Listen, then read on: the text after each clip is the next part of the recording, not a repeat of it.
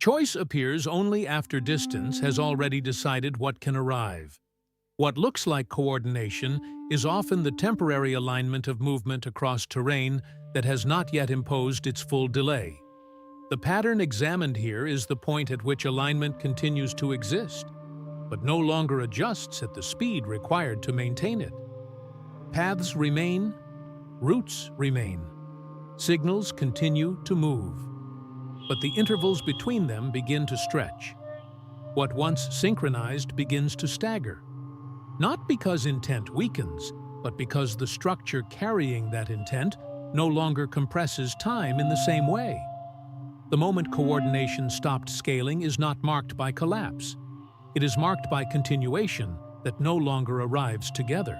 Across a wide landmass, rivers descend from elevated interior basins toward narrow coastal plains.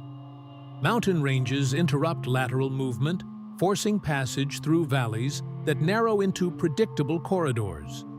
Seasonal winds shift direction across open water, determining when crossings are possible and when they stall. Distances between settlements extend beyond the range of immediate communication, requiring relays through intermediary points. Dry regions separate fertile zones, turning movement into a sequence of staged transfers rather than a single continuous flow.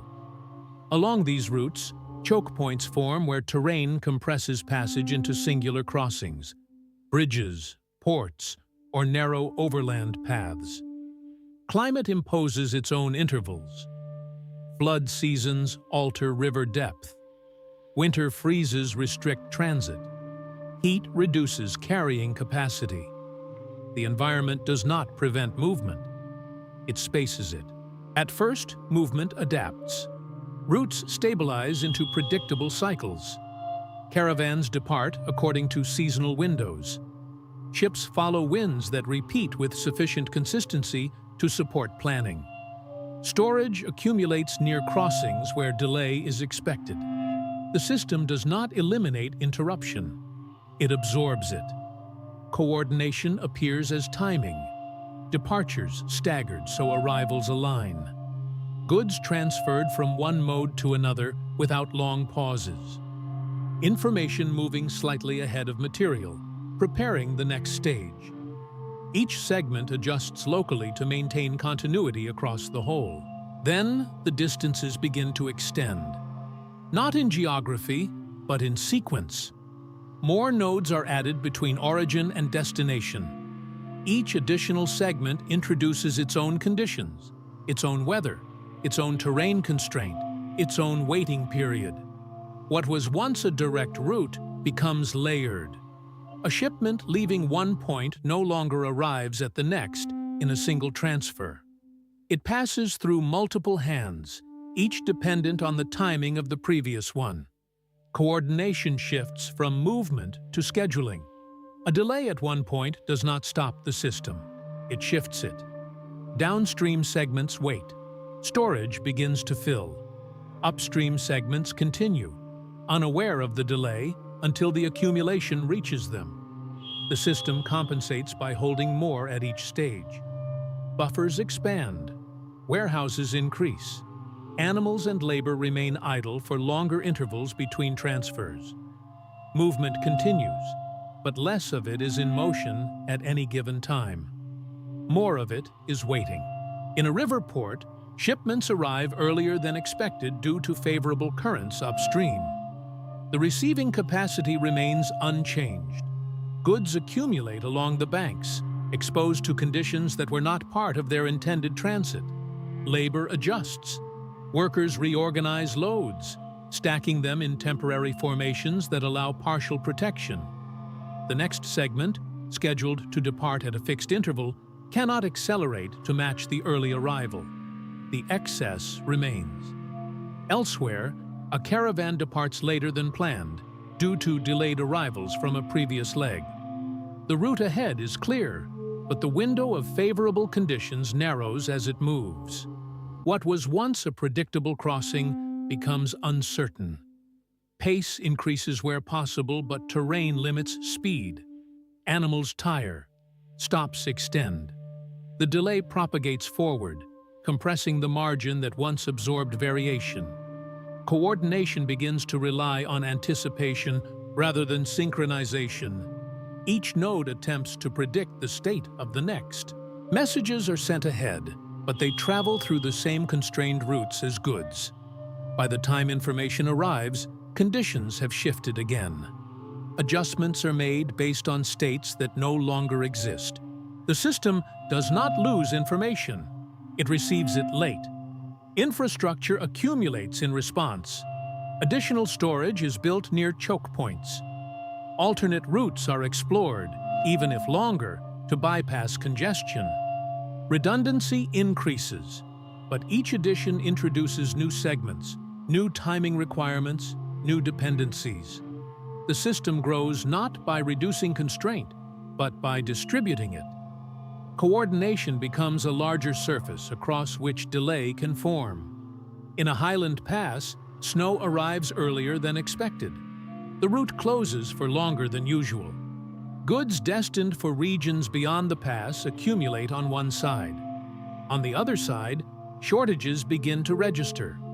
Local adaptation appears, substitutions are made, consumption adjusts. The system continues through modification, but the alignment between regions weakens. What arrives no longer matches what was sent. Signals continue to move. Schedules continue to be issued. The structure maintains the appearance of coordination, but the intervals between departure and arrival expand beyond the capacity of those signals to align them. Each node operates with a partial view, compensating for delays that are no longer localized. The system's scale exceeds the speed at which it can update itself. In a coastal hub, ships wait for a wind that arrives later than expected. Cargo accumulates inland, pressing toward the port. Labor shifts to storage and preservation rather than transfer. When the wind returns, departures cluster. Multiple shipments leave in a compressed window, arriving simultaneously at the next node. There, capacity is exceeded again. The pattern repeats, but now with larger amplitude. Coordination is no longer smooth. It oscillates. Movement persists. Routes remain active. Infrastructure continues to expand. But the relationship between segments changes. Instead of continuous flow, the system operates in pulses. Periods of accumulation followed by release. Each pulse carries more volume, requiring more time to process at each stage. The system's effort increases, but its responsiveness declines. At smaller scales, adjustments become constant. Farmers alter planting to match uncertain arrival of tools or supplies. Traders reroute cargo through longer paths to avoid congested crossings. Settlements hold reserves for longer durations, extending cycles between replenishment. These adaptations sustain local continuity, but they also lengthen the system's overall timing. Each adjustment adds another layer of delay. The point is not marked by a single failure. It appears when coordination can no longer compress these layers into a coherent sequence. When the time required to align segments exceeds the time within which alignment matters. The system continues to function, but its outputs arrive misaligned with the conditions they were meant to serve. Recognition emerges gradually, not as a declaration, but as a pattern noticed across different points. Deliveries that once arrived in sequence now arrive out of phase. Information that once guided movement now confirms what has already passed. Adjustments made to restore timing instead increase the number of segments that must be coordinated. A question forms without resolution. When each addition intended to stabilize movement extends the sequence it must pass through, at what point does expansion become the mechanism of delay rather than its solution? The routes remain. The crossings remain. Movement continues along the same paths, but no longer arrives together. Coordination persists as effort, not as outcome. The system holds its shape while its timing drifts. Each node continues to adjust locally, extending buffers, shifting schedules, compensating for what arrives late or early. The structure does not stop. It extends. Distance continues to impose intervals. Terrain continues to channel movement.